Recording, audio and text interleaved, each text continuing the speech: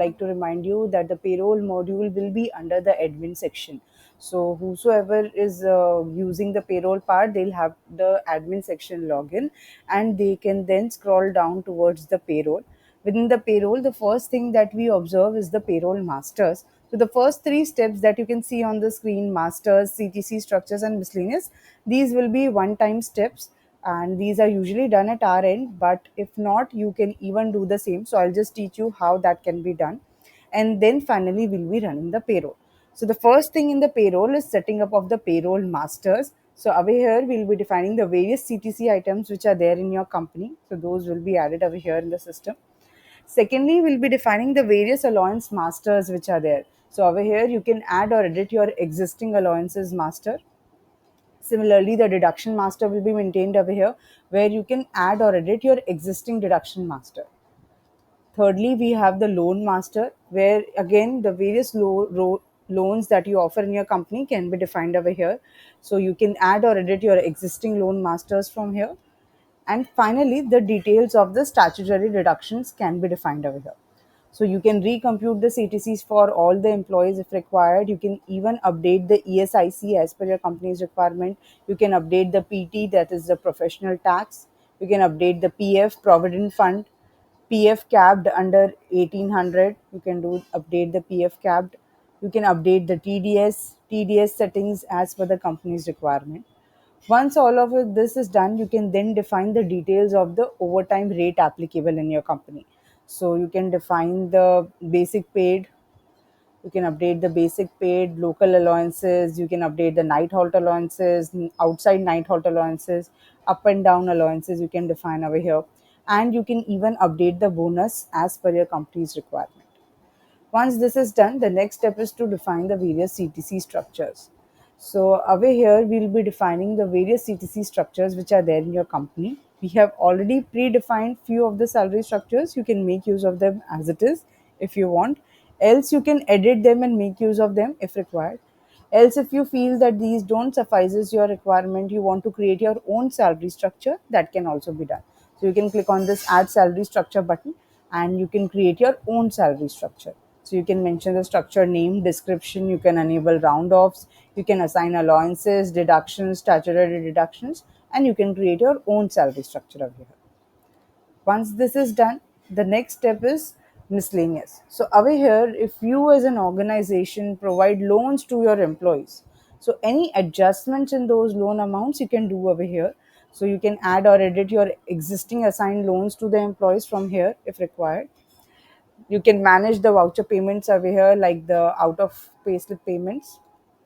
You can manage the flexi voucher payments, out of payslip payments again over here.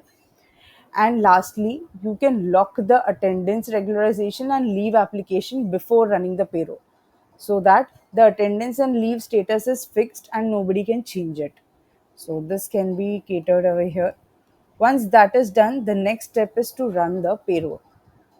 So again, whenever you run the payroll in the Teamnest portal, initially once you have run, it will be very easy for you because it's just a 7-layer process. Now the first step of this process is to select the period and the set of employees for whom you want to run the payroll. Okay, so over here you will be selecting the period of the employees. So you will select payroll group. Either you can run it for all the employees, or based on the organization units you can run the payroll based on the designation, location, sub company, department, division. You can run the payroll as per that as well. You can select the payroll month, payroll year, and you can get the employee list.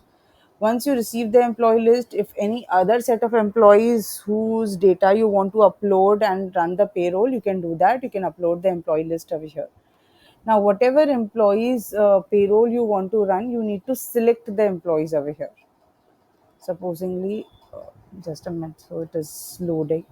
So once the payroll in data we get over here, we'll be selecting the employees for whom you want to run the payroll. So you can select multiple employees, you can select only one employee, two employee as per the requirement, or all of the employees if required. Once that is done, we'll be then going towards the increment part as well.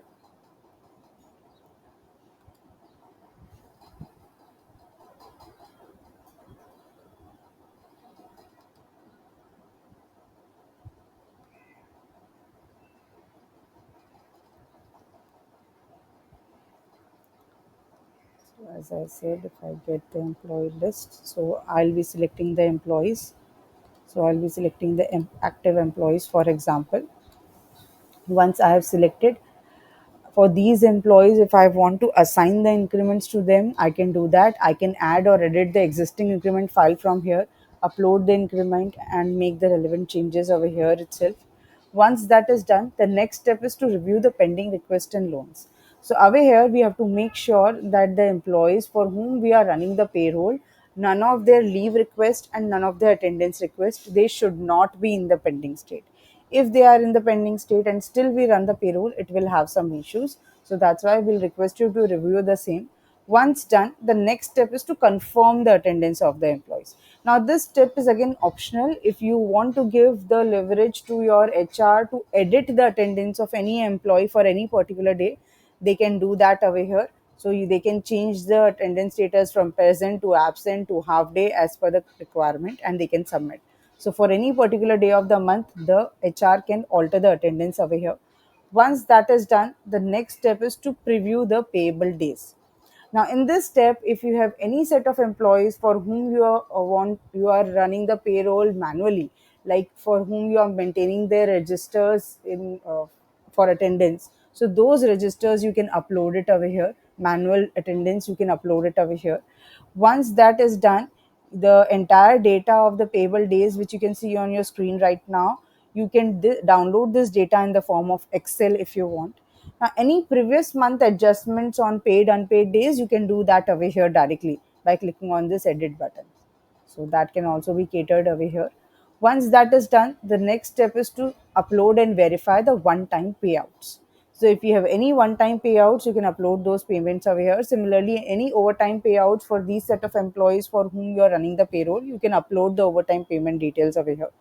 Once verified, the next step is to upload and verify the one-time deductions. So once uploaded and verified, you can then run the payroll process.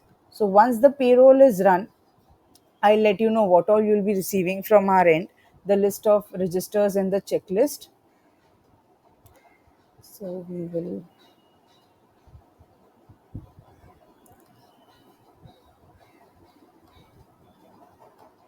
will quickly go towards the registers and checklist.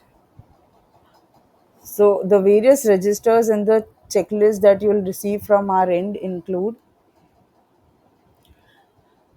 the CTC register, salary register, reconciliation register, consolidated salary register for the current financial year, salary plus CTC register, payment register, Form 2 Rule 27, employee YTD payslips, employee details report, increment report, voucher payment register, loan register, journal voucher register, the various statutory reports, which include Labour Welfare Fund report, Profession Tax Detail report, Provident Fund report, ESIC report, Income Tax Detail report, Gratuity report, Leave Encashment report, Bonus statutory reports, the various statutory challans, which include Provident Fund, ECR, TXT, TDS challan, PF Form 5, PF Form 10, PT challan, state-wise you'll get over here. Now, the various checklists that we'll give you once the payroll is run includes the pay slips of all the employees, reimbursement slips for all the employees, tax computation files for all the employees, full and final settlements for all the employees, bank transfer file as per the bank format that you provide us, and the invoices. So once you have downloaded all of these files, you can lock and close the payroll. So this is about the payroll part, and this is how easily you can run the payroll in the Teamnest portal. I'll quickly go towards the payroll utilities. So once the payroll is run, the HR can make use of the payroll utilities. So if you want that the tax computation files and the payslips which are generated to be password protected, you can do that. You can set a unique or a common password for the same. Then once the payroll is run, this is where the HR will receive the pay slips of all the employees, reimbursement slips for all the employees, tax competition files for all the employees, Form 16, Form 12 BA. Any changes in the investment settings that needs to be done can be catered over here. So the settings to consider for provisional or actual investments, you can make the relevant changes over here. Similarly, whatever investment declaration that the employees have made in their employee section within my folders, those investments can be audited as well. So the investment declaration auditing can be done on our platform over here itself. So this is about the entire payroll process of ours.